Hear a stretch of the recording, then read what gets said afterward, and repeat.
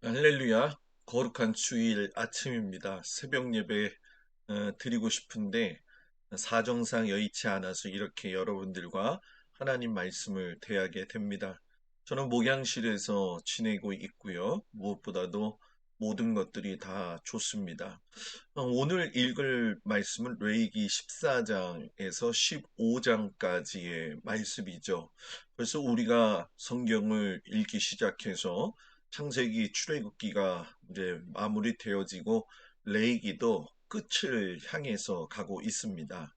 이 레위기 14장, 15장에 보게 되면은 환자가 정결하게 되는 법, 특별히 이제 나병 환자에 대한 이야기들이 나와 있고, 또 여자의 유출병과 더불어 가지고서는 하나님 앞에서의 남을 배려하는 삶이 어떠한지를 가르쳐 주는 말씀이 있습니다. 그리고 집에 곰팡이가 났을 때 그 부분도 어떻게 해결해야 되느냐, 이 부분에 대한 것들도 나와 있지요. 아마 여러분들은 그런 생각을 할 거예요. 목사님, 왜 레이기에 이런 일들을 꼭 적어 놓아야 하나요? 이유가 있다고 말씀드린다고 한다면 이겁니다. 애굽 사람들 밑에서 노예 생활을 했던 이스라엘 백성들은 이제는 더 이상 노예가 아니고 하나님의 백성, 하나님의 자녀라고 하는 자긍심과 믿음을 가져야 되기 때문에 하나님은 거룩한 시민으로서 살아갈 수 있기 위해서 이러한 율법들을 만드셔가지고 그들의 품위와 인격을 고상하게 하시는 것이지요.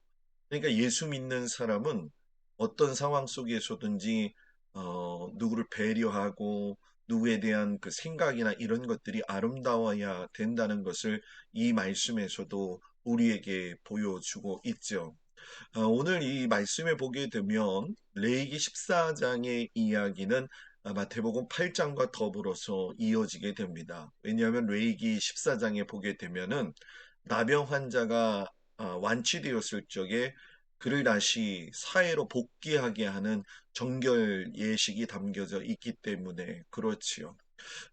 레기 14장 2절 3절에 보게 되면은 나병 환자가 정결하게 되는 날의 규례는 이러하니 곧 그 사람을 제사장에로 데려갈 것이요 제사장은 진영에 나가서 진찰할지니 그 환자에게 있던 나병 환부가 나았으며 예수님을 보게 되면 공생의 3년 동안 수많은 환자들을 고쳐주신 거 여러분들 다 기억을 하실 거예요. 그런데 좀 놀라운 사실은 그 모든 일들을 하시고 나서 아무도 다른 사람에게 말하지 말아라. 이렇게 이야기하시는 것을 보게 됩니다. 그리고 거기에 덧붙여가지고 말씀하시는 것이 무엇이냐면은 사람들에게는 말하라. 그런데 반드시 제사장이 가서에게는 보여드려라 라고 이야기를 하시죠. 그러니까 예수님이 아주 철저하게 율법을 알고 계셨고 율법을 복음화 시키심으로 인해서 형식적인 신앙생활을 벗어나게 해주신 역할을 해주셨고 또 십자가에서 달려 돌아가심으로 인해서 단번에 우리가 지고 가야 될 모든 것들을 다 이루어 주시고 제사장 나라의 율법 조항들조차까지도 완전히 그냥 다 이루어 주신 거죠. 레이기 14장의 복음의 내용은 실상 레이기가 과연 복음일까 이런 이야기들을 많이 생각할 수 있겠지만 레이기 14장은 굉장히 복음적인 이야기입니다. 왜냐하면 나병 환자가 복귀되어져서 이스라엘 공동체로 들어갈 적에 나병 환자들에 대한 태도를 좀 우리가 볼 필요가 있어요. 그 나병 환자들은 여러분 우리가 잘 아는 것처럼 한센병을 이야기하는 거 아니겠습니까? 근데 어떨 때는 손도 뭉그러지고 또 얼굴도 뭉그러지고 하는데 그게 영원하지 않다라는 거죠. 또 영원한 격리의 대상이 언제나 언제든지 깨끗하게 회복되는 날이 있기 때문에 다시금 그들을 끌어안아야 할 것이 바로 이 사회가 가지고 있는 그 당시에 사회가 가지고 있는 공동체의 큰 현상이었다라는 얘기예요. 여러분 그거 아십니까? 성경에는 고침을 받은 나병 환자의 이야기가 정말 많이 있습니다. 뭐 예를 들면 모세 같은 경우도 하나님을 처음 만났을 때의 그 기적을 베푸시는 일 중에 나병 환자의 손을 경험하게 하셨던 거 아마 기억을 하실 거예요. 그리고 그의 누나였던 미리암이 모세를 갖다가 뒤에서 뭐라고 얘기해야 될까요? 험담한 말을 했다고 해야 될까요? 그때 대적했을 때에도 미리암에게 나병이 내렸었는데 모든 진중에 있던 것들이 올스톱되어지고 하나님께서 어느 정도 시간을 두고 보셨죠. 그때 하나님께서 그 모세의 기도를 들으시고 나서 미리암의 병을 고쳐주신 거 아마 기억이 날 겁니다. 그리고 유명한 이야기죠. 나만 장군 이야기. 엘리사가 나만 장군을 찾아가서 그의 모든 문둥병에 그 살을 갖다가 강물에 씻게 해가지고서는 깨끗하게 낫게 하는 이야기가 있지요. 그리고 예수님께서도 나병 환자를 고치셔서 너가 원한다고 한다니 네가 깨끗함 받으라 할 적에 나병 환자의 살이 깨끗하게 흰살과 같이 되었더라 하는 그 말씀이 있죠. 그리고 한 명도 아니고 10명의 나병 환자를 한 번에 고치신 적도 있었다는 거죠. 그러니까 이 나병 환자에 대한 율법은 배척이 아니라 끌어안음이고 사랑을 베풀어서 공동체에 아름답게 복귀시켜야 되는 것이 큰 뜻이라는 거죠. 우리는 나하고 다르면은 뭔가 좀 색안경을 끼고 보잖아요. 항상 그렇지만은 나에게 닥치지 않으면은 그것이 멀게만 느껴지고 이 공감 능력이 떨어지게 되어지는데 나병 환자의 문제도 마찬가지라고 저는 생각을 합니다. 그런 예수님이 그 상황들을 보시면서 이제 오늘 주일 아침의 말씀처럼 예수님의 마음에 가져야 된다는 것이 우리의 신앙생활의 최고의 목표가 되어진다는 거죠.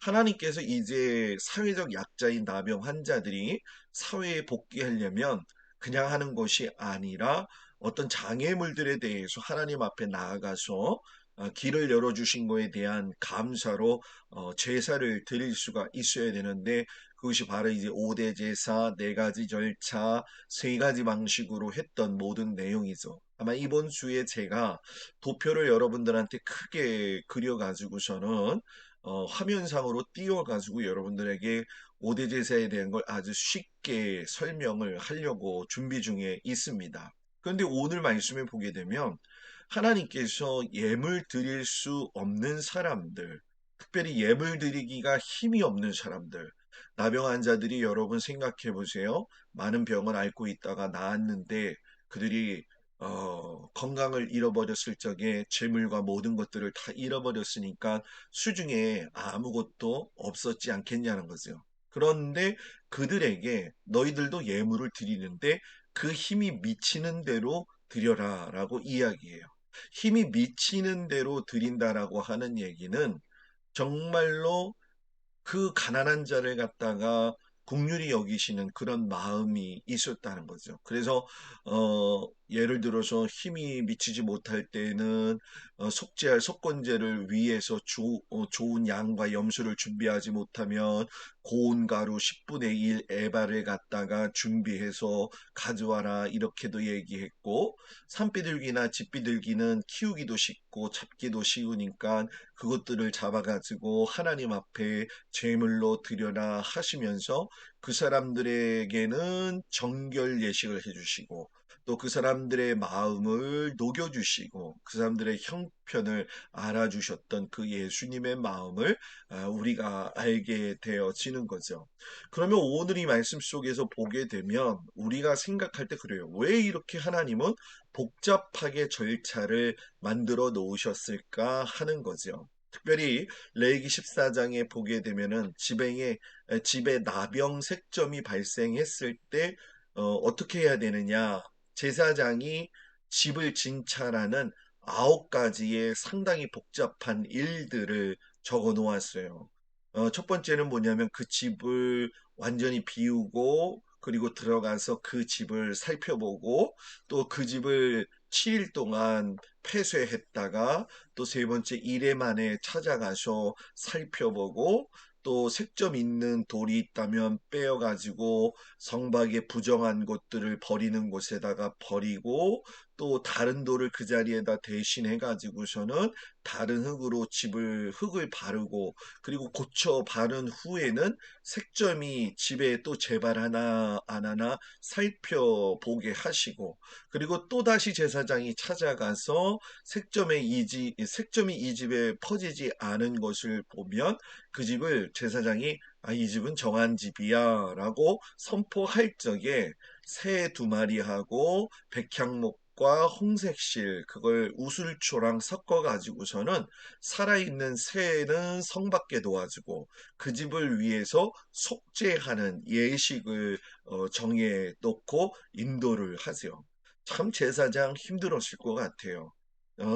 자녀들 뿐만이 아니라 백성들 사이에서 일어나고 있는 모든 그 상황들 속에 가가지고서는 이런 것들을 보살펴야 됐다고 하는 걸 보니까 참 제사장이 먼저 백성들을 사랑하는 마음이 있어야지 이렇게 할 수 있다는 것이고 또 이 사랑은 하나님이 우리 인간들을 사랑하시고 배려하신 귀한 내용의 또 모습이기도 하죠. 그래서 여러분 레이기는 깊게 읽다 보면은 어려운 것이 아니라 사복음서에서 얘기한 예수님의 말씀이 다 레이기하고 연결되어져 있기 때문에 사복음서와 같이 레이기는 복음이다. 이렇게 이야기할 수 있는 거죠.